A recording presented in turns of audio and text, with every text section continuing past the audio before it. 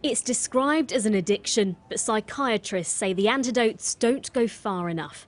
Like most youngsters, John Bolts spent most of his teenage years feeling pressured to be part of the online world. He found batteries aren't the only thing they drain. It could be quite like I'd say mentally exhausting experience. You know, if you see something online where perhaps someone is struggling with their own mental experiences and have used it as an out, you know, as a way of expressing it, or is using it as a malicious tool, that can be quite damaging to you. And I think that has a real massive effect on your well-being in real life, not just online. It's this harm psychiatrists want to stamp out. They're asking for social media giants to hand over our data so that researchers can learn about how content affects us. Social media companies have got an awful lot of knowledge, they've got very sophisticated algorithms, and what happens is these young people are fed more and more of the same sort of material, which can then increase their distress.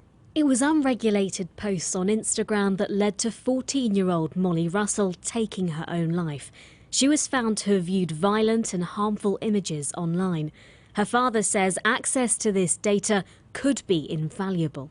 We'd be better informed so we could make better decisions. It's hard to make decisions as a parent for the safety of your children. It was all too easy for someone like Molly to be sucked into that world, particularly so because the platform's algorithms would, once Molly started looking at that content, post ever more such content towards her.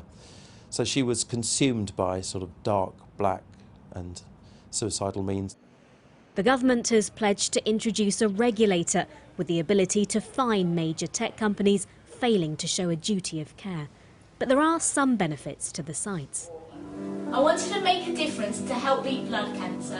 When Jake Moles' stepdad was diagnosed with leukemia, the 14-year-old turned to social media to draw attention to the issue.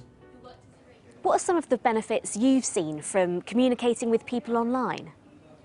If I have one friend that shares an awareness video for blood cancer, it ends up getting thousands of views.